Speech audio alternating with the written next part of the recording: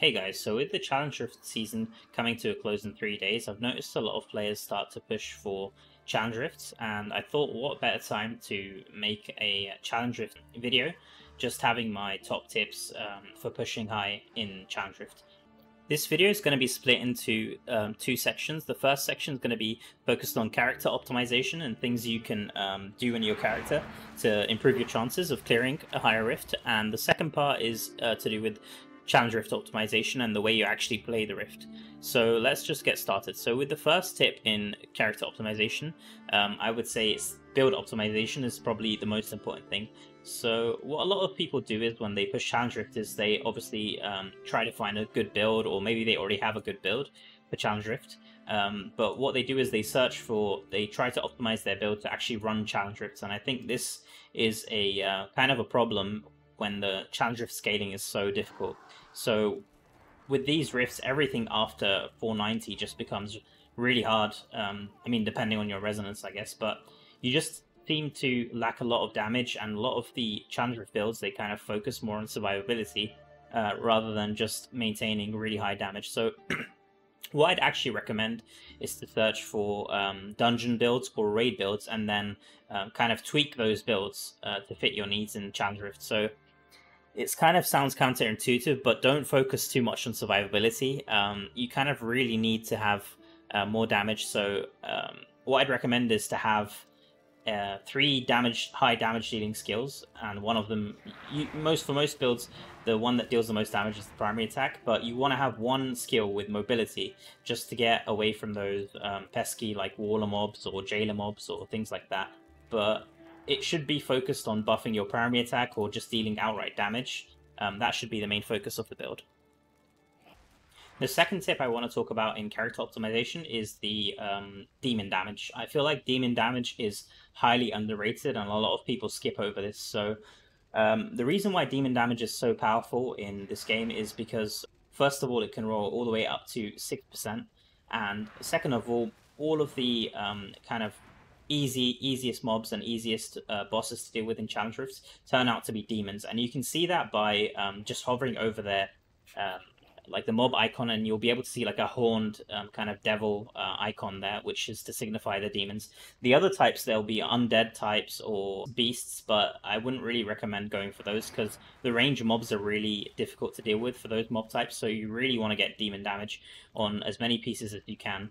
So what I'd recommend that you don't kind of mess up your reforges too much is that you go for kind of the lowest rolls. So what I did here, let's say I had this one as control, damage to loss of control affect enemies, and it was a very low roll, so I wanted to get it to a high roll anyway. So what I did is I just re-rolled that first, and I was lucky enough to get 6% demon damage. But if you're gonna re-roll, then always start with something that's rolled low. Like, you don't want to take, for example, this attack speed 2% and then re-roll demon damage over it. So ideally you want to take if your build is around primary attack, ideally you want to take the vengeance set, 3 pieces of those on every single piece, and then for the next two slots you want to take primary attack damage or skill damage depending on your build, and you want to take most likely crit damage.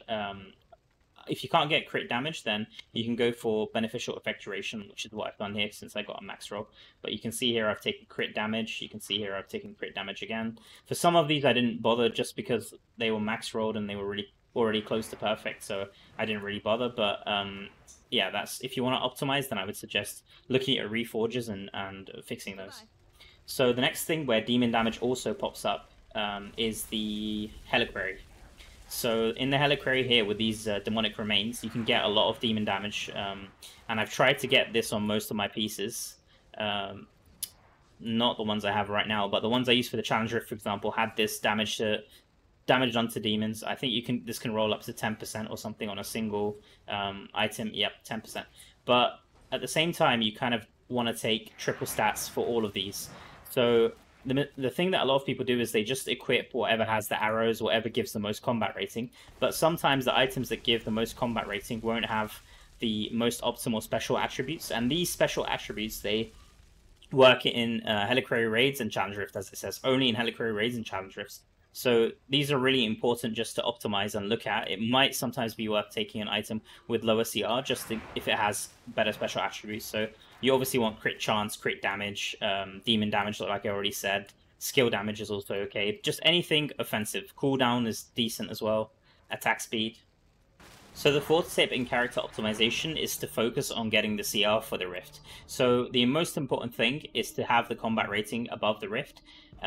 Just for this end of season pushing, under normal circumstances where the scaling is okay, it's fine to be underneath the CR, but for these 490 to 500 challenger pushing, you have to be over the CR, in my opinion. And the way you can check it is if you go up to mobs and just attack them, and you can see, or get close to them, and you can see here, this is the combat rating required for Challenger 500, and then you can optimize your gear around that. The other thing you can see is that you can look at the secondary stats, and if you click here, you can see that for Challenger 500, it's, the mobs killed me, but it's roughly 7k armor pen required. So this means that you actually don't really care about the sockets on your gear at all. You just want to take triple stat items where possible, or items with higher CR. So like for example, these boots here, they only have 2 sockets, and I've got 2 blue gems in them, but it has 1690, which is the important part. So having an extra socket won't get me anywhere near the 7k required armor pen. So the only time you'd want an extra socket is if it will get you towards that 7k armor pen or above. So I wouldn't really recommend worrying about sockets and just take all the maximum CR gear there. Once you're over the combat rating requirement, you can then focus on having optimal sets. It's not really worth taking combat rating so much. You kind of want to take the sets that give you the most damage and complete those. So if that's 4-piece Vithus, 4-piece Banquet, whatever it may be, you really want to focus on having the correct sets just so your damage output is as good as it can be. So next I want to quickly talk about the optimal magic attributes that you want on your gear. So ideally you want crit chance on every piece of gear, so that can roll on everything apart from chest and pants. So you want crit chance everywhere there. Other magic attributes which are really good are crit damage, which you can roll on your offhands and main hands, and you also want attack speed. You want primary skill damage or skill damage, depending on what does the most damage in your build. And for the chest and pants, the only one which is useful is the beneficial effect duration. The damage reduction isn't going to help you too much because you're gonna get one shot most of the time anyway.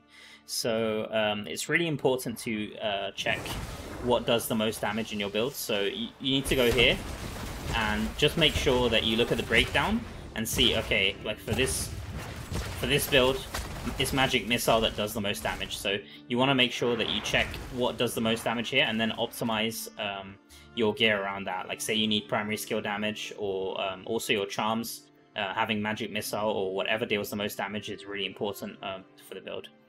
And for sets, if we quickly talk about the magic attributes, cooldown is really good on gloves, amulet, and rings can roll cooldown. Beneficial can roll on the belt and the boots, and also I would recommend the damage done to enemies less than 30% life. That one is really, really good, especially on the boss.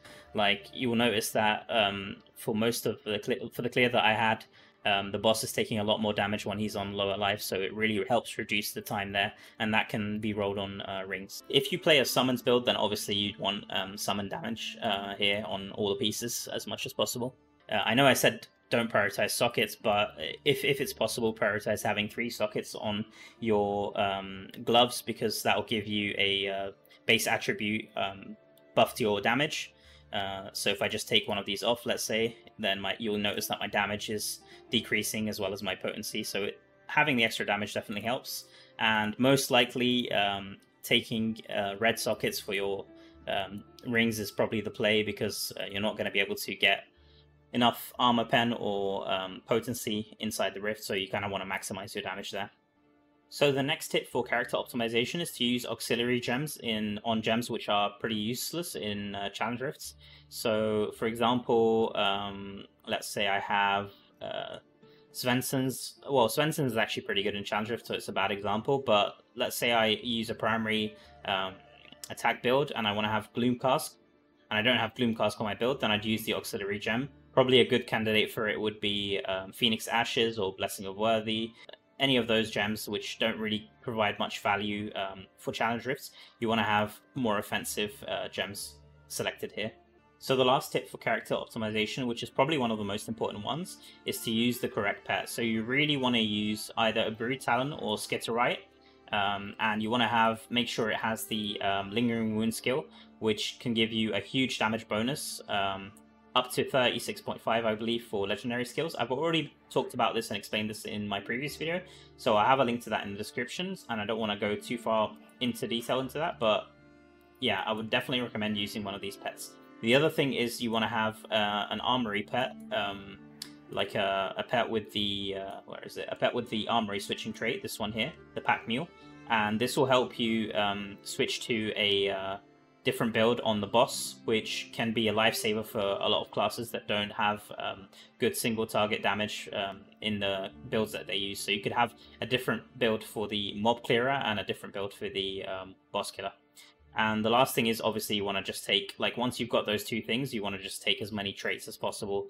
Maybe not the PvP damage ones, those won't help too much, but everything else, especially crit damage and primary attack damage and crit chance, also super important. So now I want to move on from character optimization to rift optimization. And the most important thing I can say for rift optimization is just to quit and know when to quit, because it's really important, and people are going to waste so much time playing rifts which are kind of going to lead to nowhere. You really just want to go inside the rift here, and once it loads, you'll actually be able to tell from, if you play with sound on, you'll be able to tell what kind of map it is before it loads. But this, for example, would not be a very good map because these mob type is not very good. It's a beast mob type, as you can see from the top there with the port icon, and also the range mobs will kill you, and it's really not worth it. The layout is too narrow also. So you really want to be just leaving the rift instantly as soon as you go in, and you want to fish for the library map with ideally the Abomination monster type or the Golem monster type. So those are the only two kind of, especially if you're pushing for 500, those are the only two maps you really want to be playing. Everything else is not worth your time. Just leave, and you'll get more chance of rolling the right map if you just keep leaving and not playing maps which aren't really worth it. So the next tip I want to give is you want to be as greedy as possible. The rift should only really take you 1 to 2 pulls. It can be done in one pull. So in my Challenger 500 clear, you will notice that I only had to pull one huge pack of mobs, and that was enough to spawn the boss. Good rifts should be like that. Maximum 2 pulls in the rift. So don't stop for 1 blue pack. You want to have a minimum of 2 blue packs, and 3 would be ideal, like 3 or 4 would be ideal. And you want to have a lot of trash mobs included in the pull that you have. So you always want to just pull the first blue pack that you meet if it's in a decent position. If it's not in a decent position, you have a lot of corners to kind of maneuver it through, then you actually just want to skip that pack completely. And you just want to move, if you're able to move it, you just want to move it to a bigger pack with more blue packs. And obviously yellow packs are unkillable, so don't even bother with those. And if you can avoid them and not pour them into the kind of mobs, then that would be ideal. And once you have a pull, always peek to the next position. So even if you have enough, what you think is enough mobs, just peek to the next position. You don't have to go all the way to it, but just have a look at the minimap, and there might be another blue pack hiding, or a shrine, or a bunch of trash mobs that you can just pull into the pool and just make it a 1 pull rift rather than a 2 pull rift, and that will save you a lot of time. So the next tip is don't be afraid to die, especially the first few deaths. So the first few deaths won't be penalized by that much, and it's only the kind of death after the 5th death where you need to kind of worry about dying, because that will take like 10 seconds plus, and you can't really afford to have that time loss. So just don't worry to die, and to reposition your pull to a better position just so you can maneuver around them and damage them a lot more efficiently. So the 4th tip, which I can't believe I didn't mention sooner, is obviously you want to take the Challenge Rift Tower. And the Challenge Rift Tower is kind of a must for the best times. So the Challenge Rift Tower gives you 2 extra orbs per blue pack that you kill. So rather than 3 orbs that you would get normally, you get 5 orbs, which is a huge time save. And I wouldn't recommend to do what I did, which is to leave my clan just to have this tower, because my clan doesn't have this Challenge Rift tower. But if need be and you don't have any option, you can actually leave your clan, just ask your clan leader or officers, and as long as you return within the same day, if you're Shadows or Adventurer, then your badge won't be affected, your impact won't be affected, as long as you return before the 3 AM reset. So that's just a last minute option in case you guys really want to have that tower.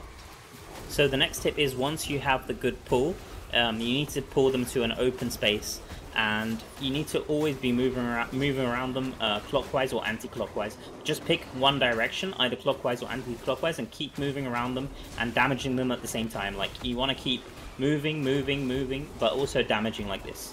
So it's really important to do that, not to switch direction, because the range mobs actually have a higher chance to hit you if you keep switching direction from clockwise to anti-clockwise. Especially the golem mob type, which has the ground effect that shoots in a straight line. That can one-shot you a lot of times, but if you follow the path that you need to rotate clockwise or anti-clockwise, it has less chance of hitting you. And also, you want to obviously keep a decent distance from the mobs if you're a range class. But sometimes it isn't possible depending on the map layout, so just be ready to use your dash skill or your mobility skill just to get out of those tough situations. And as you kill more enemies in the pool and the danger decreases, you want to move and just check if you've missed any mobs or any stragglers that you can just pull into the pool and kill off with the last remaining mobs. So now that we've talked about the mob clearing section of Rift optimization, I want to talk about the boss killing section. So this is very important. You need to make sure that you have sufficient time to kill the boss, because in Challenge Rift 500, for example, the boss HP scaling is crazy and it has almost 250 million health to kill. So you want to make sure you have at least half the time or 40% of the time left, a minimum, to kill the boss. And you definitely want to have two setups. One is going to be the mob clearer build, and the other one's going to be your boss killer build. And the main difference between these is you want to go all-out damage on the boss clearer build. You actually sacrifice your mobility skill, at least in my case that's what I did. And the reason for that is you really need to be able to kill them, and if you're fishing for the best bosses anyway, you won't need to dodge too much of their mechanics. Their mechanics will be really easy to deal with most of the time. But I will be doing another video just to talk about all the bosses of Challenge Rift and rate them, and also talk about the mechanics and how to dodge them. Just in a nutshell, the best two bosses in the game are, in my opinion, the Lizard. That one's the best overall boss, the one that the one that lies down flat and shoots fire into the sky, and also does kind of the ground shake effect. That one's by far the best. I think it's called Igonicus, I'm not sure, but that's a demon. And also the other one is the one I got in my Challenge Rift clear, which I like to call the Big Mama. It's Vikaja. It's the one with the demon kind of woman with the stick, the big stick that kind of hits you with a really strange hitbox if you're not careful. But those two, in my opinion, are the best. It might be different for melee classes, but I'll talk about that in another video. But for now, I just want to say you need to have two setups, and you need to have the armory skill. So what you do is, when you get to the boss, just before the boss spawns, you want to switch loadout. So that's pretty much everything that I wanted to talk about in this video. If you guys think I've missed out anything crucial, then please feel free to leave it in the comments. I've tried to just keep it to the most important tips. Some of them a lot of people might know, some of them people might not know. Like I said, my next video is going to probably focus on the boss killing section and all the different bosses in the game. So if you like this kind of content and you don't want to miss my future uploads, then please consider subscribing. And with that, I'll be signing off. Thank you all so much for watching, and see you in the next one. Peace.